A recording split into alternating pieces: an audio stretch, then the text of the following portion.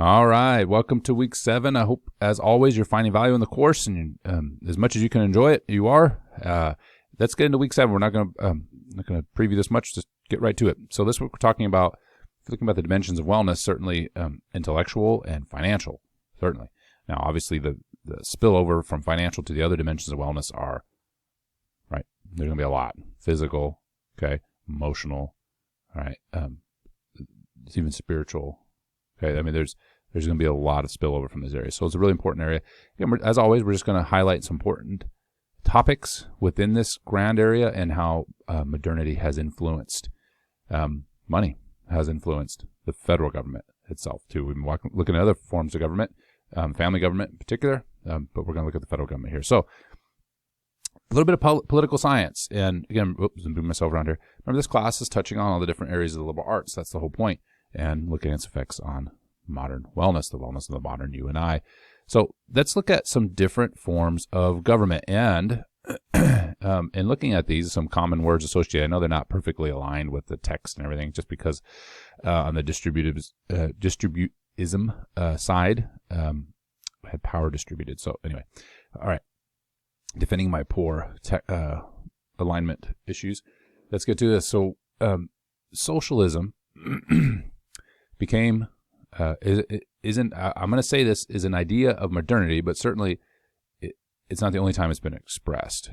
Okay, there was a form of socialism that was briefly practiced with the Pilgrims, and it didn't work out real well. But socialism obviously was made popular by Marx, and that era there was other thinkers other than Marx, but Marx certainly is the most popular that pushed this idea of socialism. On the other side, this distributism. I hesitate to say free market, but it's probably, in a modern parlance, that's probably a term that's the closest to it. Distributism is kind of a G.K. Chesterton word. If you're not familiar with him, that's okay. But let's size these two ideas up, okay? There is no doubt, and I think this is probably, of all the things that we'll talk about, the one that I think will probably be the easiest to see the impact. Right, because this is things that you hear about all the time, whether it's in the news or whatever. Whenever there's an issue that's being debated, much of that issue is underneath it is this idea of distributism versus socialism. Okay, in distributism, power is distributed. So the idea is it's distributed over a wide swath of individuals and communities and structures that house power. So think of this like, and I'll give kind of a silly example at the end here, but federal government would be the only government. There's nothing else, like state governments, community governments, local governments, county governments, school boards. All these things would be under one central area, government. Okay, and this idea has been tried multiple times and evolved into communism. Like you might have think about the old Soviet Union or the early stages of the revolution in China, okay, and Mao, North Korea. Right, these are all forms of centralized power. Okay, that's the socialist evolving into communist idea. Distributism is about bottom up. So you think about if something as simple as prices. Prices are determined by location. So the price of gas here in Oklahoma is going to be cheaper than it is in California because it's a local price. But if you try to centralize everything top down, you would say the national gas price is. Okay. That would kind of override local factors, and even China and even Russia, aka the Soviet Union, not Russia, but the Soviet Union, tried this type of structure and quickly moved away from it when they realized it didn't work. You have words like equality and equity. Okay, equity is everybody should be the same, and so in order to reach, I'm thinking more financial equity, in order for everybody to live in an equitable society, you have to take from those that have and you give it to those who don't. Okay, equality would be like equality under the law. Okay, justice is blind, right? Equality of opportunity, so everybody's got the same chance to achieve. They may start at a different point, but everybody has the same chance to achieve. Where equity is going to level the playing field no matter what. Okay, distributism is flexible. Okay, so and I'll show you an example of this. This may be hard to visualize just now, but it's flexible, where socialism is rigid. Okay, it's because of the centralized. Like if I'll use chainmail in a second. I'll explain that further. The last one is individuality versus conformity. So if you remember all the way back when we talked about Rousseau, okay, and Rousseau's social contract, he kind of said, well, utopia is not really possible now. Let's make it so the people, demos, right, decide what is norm. What is the norm in the culture? Like the transcendence is not going to decide that. People will decide what is norm. And whatever is normal, as decided by the people, anybody who disagrees with that will be put out of the culture. Okay, and you saw this in a very extreme fashion in the French Revolution with the guillotine. Okay, anybody who did not conform was killed. All right, and you see this same type of thing when socialism, communism is fully expressed today in modern socialist communist regimes, or in the ones in the 20th century, which the estimates are around 100 million people died at the hands of communism. So, the individuality, like the typical Americana view of the United States or Western liberal society, is that the individual matters. The individual has rights, of course, within things that are not criminal. This is where you also get into, which can be sticky at times, the idea of freedom of speech, right? Where in a socialist society, there will be censoring of speech that is deemed not necessarily illegal, like in some sort of penal code, but speech that goes against what the collective thinks about a particular topic. Okay, so I think you can see the differences, and you can see one is going to be, we have examples again from the 20th century in communism and the Soviet Union and Mao's China and this, the revolution in China. That lots of people were killed at the hands of more of a communist, socialist leading a communist regime, right? So obviously that could affect wellness, right, significantly. It also affects, if we get outside of kind of these more morbid thinking, people dying, if we just look at economics, right, it's going to change things. So, I thought this was an interesting picture. I mean, which way is this going? Like, if you look at this picture, which direction is this going? Is the person in the middle there dictating what everybody else is doing, or is everybody else dictating what the person in the middle is doing? Right? And this is the difference between distributism and socialism. If distributism would be the people in the blue are dictating what the red person, which would be like the central government of some sort, is doing. Okay? Where socialism would be the central government is dictating what the other people are doing. All right? So which direction is this movement occurring? So, I give you just kind of I said a silly example. So, a silly example would be in socialism, the United States is all one. There are no states. And distributism, and then we can get all the way down to, right, your city council level, okay, or your county seat or whatever it is. There is power distributed in many places. And if you look at the founding fathers of the United States, the whole idea was that you distribute power over different, like we have three wings of government, right, is that each one of those checks the other one. The idea was to slow down any tyrannical movement, because remember what the United States broke off from, or at least rebelled against the King of England because of tyrannical rule. And so, knowing that tyranny tends to rise quickly, they basically put a bunch of stumbling blocks in a way from that happening.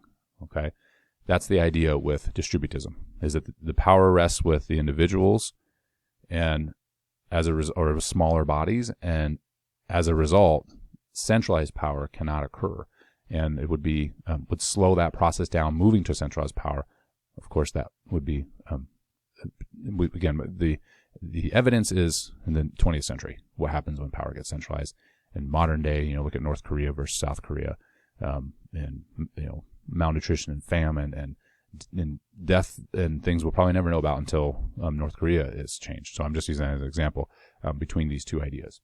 Okay, and I know there's this is like a hot topic, right? Because of this debate occurs in many different contexts, mostly around money, but many different contexts between these two. But if we evaluate them in these two words, perhaps you'll see maybe one is more beneficial than the other for long-term wellness. Okay, I'll leave it up to you, but I think that's a pretty good case being made for one over the other. Now, I like this this little parable. I believe this is from Taoism. It's not from, most people attribute it to the Bible, but it's from Taoism. Don't think of the originator of Taoism. But give a man a fish and you feed him for a day, teach a man to fish and you feed him for a lifetime. So this is, if you can kind of think about in an economic sense, because that's what we're talking about now, moving forward, is, in a socialist system, there's more tax structure. You see this more like in Europe, heavy tax structure, and the idea is to give that money away to meet equity, right?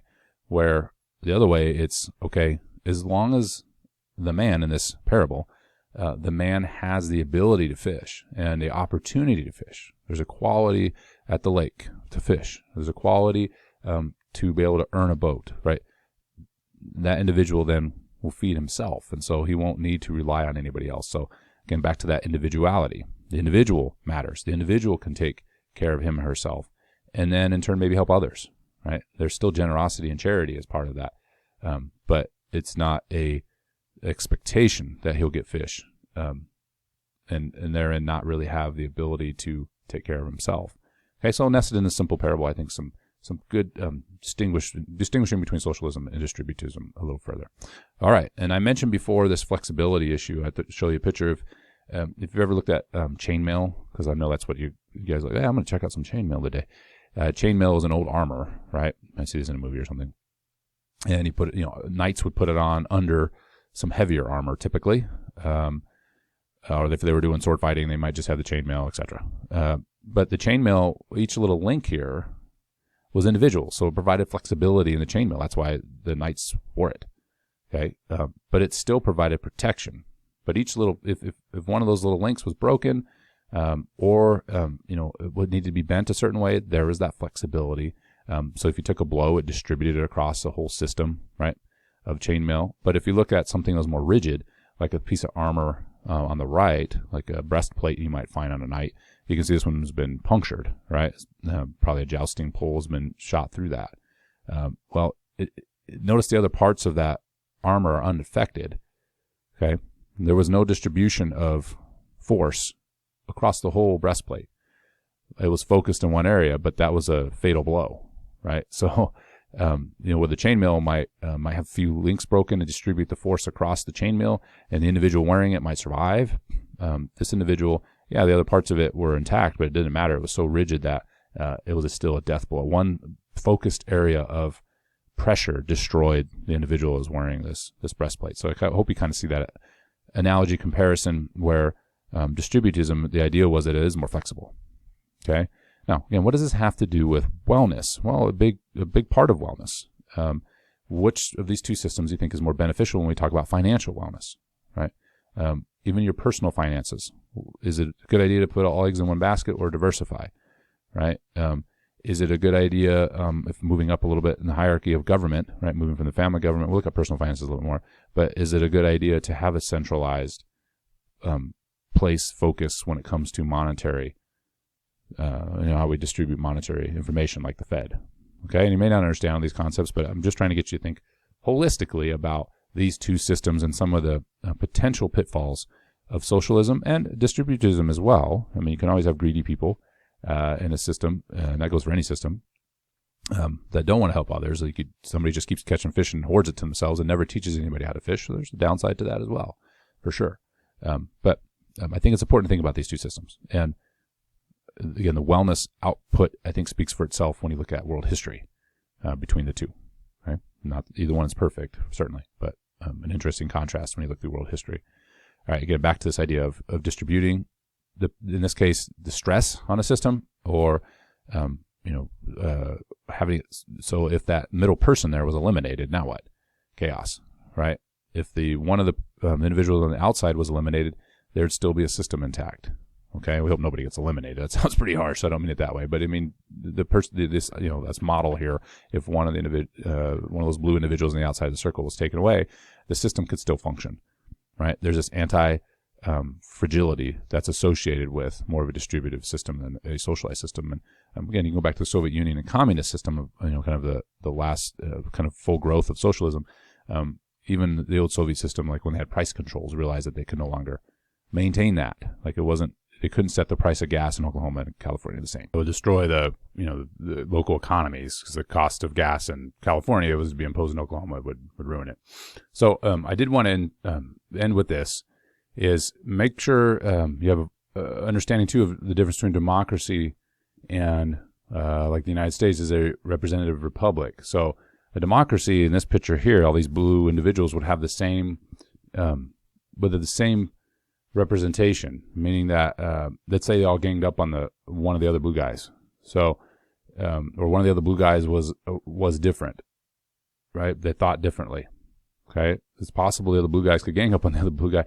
That's, if you think back to kind of Rousseauian thought, that's the social contract. Is that when you kind of see this model exemplified a little more, is that even if the power is distributed in a democracy, more like the French Revolution type of approach, the people hold the power, but can also have the power to exclude others.